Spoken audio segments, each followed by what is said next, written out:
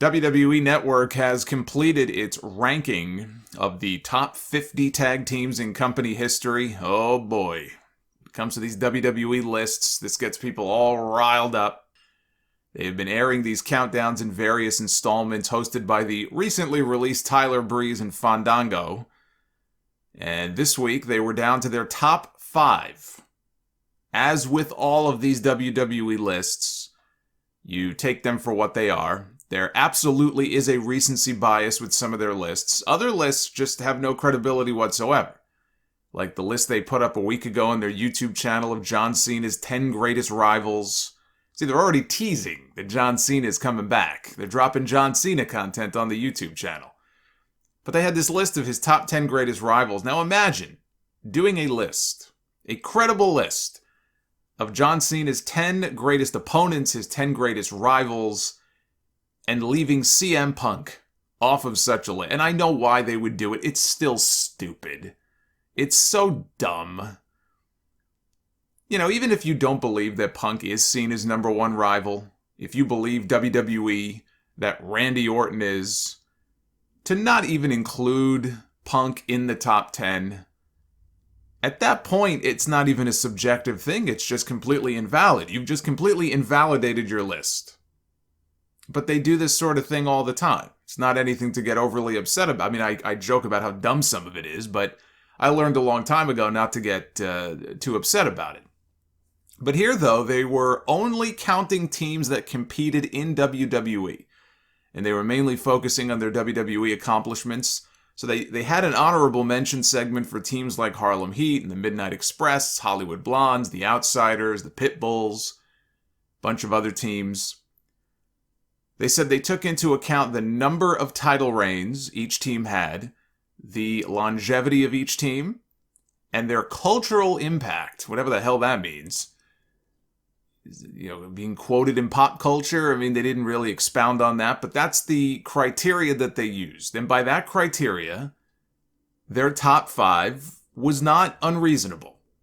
They had the Dudley Boys at number 5, Edge and Christian at number 4, the Hart Foundation at number 3, the Hardy Boys at number 2, and the number 1 greatest tag team in WWE history, according to WWE, is The New Day, which is a trio. They didn't say which combination of New Day members, so I guess they're including all 3 of them. That's a little unfair, I would say. I mean, by that account, they didn't have the longevity, but shit, where's the Shield? How come they're not on there? But they had the Legion of Doom at number 6, Usos at number 7, New Age Outlaws at number 8, Undertaker and Kane at 9, Bulldogs at 10, Demolition 11, Steiner Brothers were down at number 17. They put Undisputed Era at number 20, ahead of the Shield at number 22. So those were some of the key spots. I'm not going to go through the whole list. Now, I understand why they would put New Day in the top spot in terms of longevity. They've been together for, 7 years now, I think, right? 2014, I think, is when they first came together. 7 years, or almost 7 years. That's a long time. Nobody expected them to get over the way that they did, myself included. And they proved a lot of people wrong. There's the classic story that Kofi Kingston tells of the Big Show, thinking that this thing was going to fail. And boy, was he wrong, right? So they proved a lot of people wrong even within the company. They're still a popular act. You can say that they're not as popular as they used to be. They've kind of run their course, which, is and isn't true. It's not like they're hearing crickets when they come out. We'll find out, I guess, right, when they're back in front of crowds in a few weeks. But they're still popular. Yes, they sell a lot of merch, although on my personal list, I don't really give a shit about how much merch they've sold. But I'm sure WWE cares, right? They've made a lot of money off those 3 guys. They have, 11 tag team titles, I believe, between Raw and SmackDown. They beat Demolition's Run as the longest reigning tag champs in WWE history at 483 days. They've had plenty of very good matches. They've even had some great ones, mostly with the Usos. If we're being honest, pretty much all of the memorable New Day matches involve the Usos. They've had a lot of good matches, But the great ones are pretty much limited just to those, that one team that they feuded with. They've had some other ones that stand out. I mean, they had a match against the Shield at Survivor Series a few years ago, against the Wyatt family, against Cesaro and Tyson Kidd. But it's mainly their matches against Jimmy and Jay, especially in like the summer into the fall of 2017, the SummerSlam match, the Hell in a Cell match, which I think is their best. But it's mainly for that reason. I don't have them as number one on my list. For a good part of the New Day's run, the tag team division in WWE has been weak.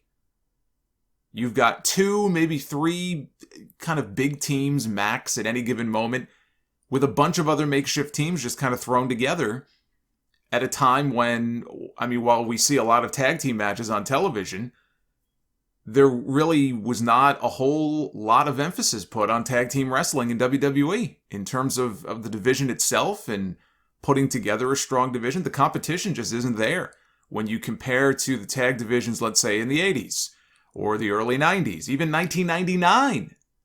They had a lot of strong teams on the roster at that time, all competing for one set of tag team belts, and I'm sure that doesn't help, having 2 different tag team championships at a time when you can barely cobble together a division.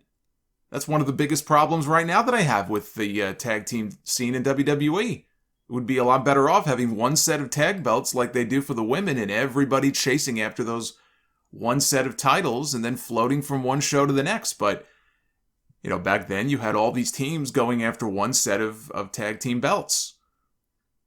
And also, it's just a matter of personal taste. I was not always a fan of all the New Day silliness. Some of it I thought was amusing and some of it was fun. A lot of it I just found to be obnoxious. Some people like their shtick, other people don't. I'm kind of in the middle on it.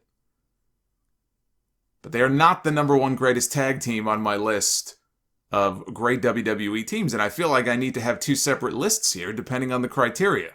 So I have put together my own personal top 5. And my top 5 may look different than your top 5, but that's why it's mine and not yours. So if I'm giving you my own biased list of my top 5 favorite teams in WWE history, I've got Demolition in the top spot. I loved everything about the team, from the look to the entrance music, which is still one of the best WWE themes of all time. They had a cool finish, and they worked in an era with some fantastic tag teams. So I have Demolition as my number 1. But it was close. I'm not going to lie, it was close. They just edged out the Hart Foundation, who I have at number 2. I waffled a bit on who to put at number 1, but the Harts I have at number 2.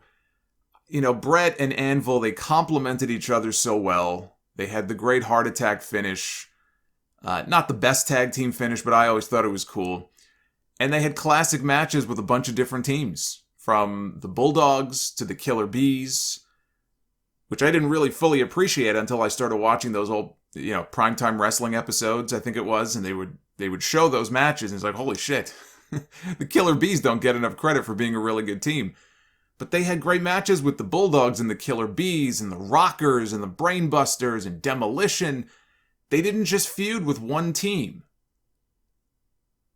So for all of those reasons, I got to put the Harts at number 2. Legion of Doom at number 3.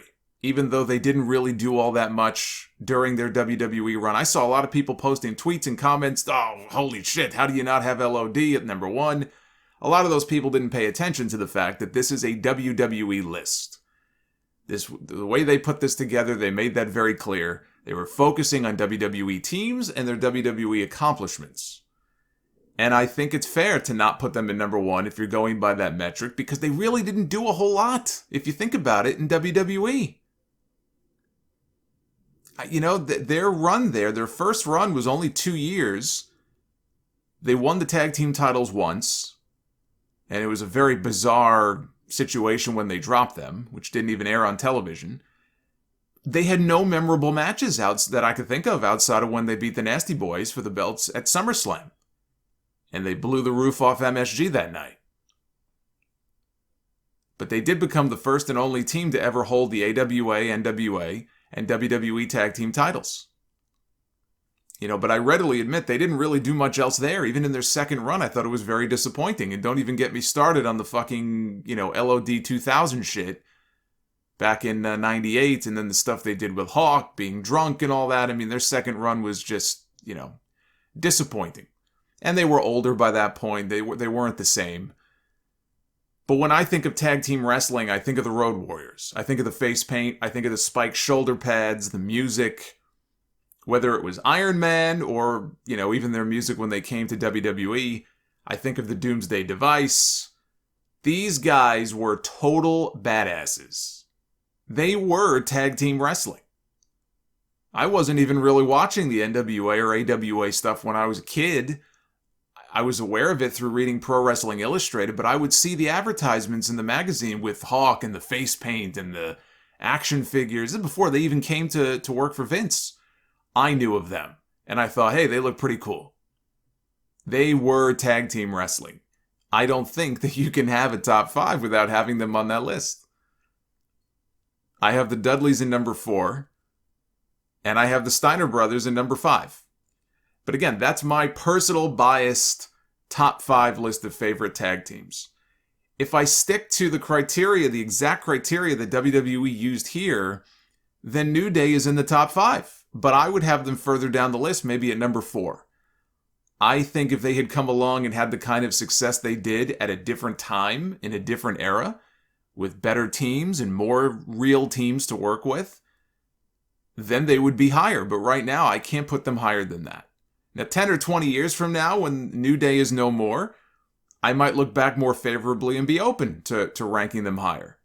But for now, with all the great tag teams that there have been, there is no way that I can put the New Day at number 1 on the list of the greatest tag teams of all time, even on a WWE only list. But feel free to chime in and let me know what your list looks like. Where, if anywhere, on your list does the New Day rank?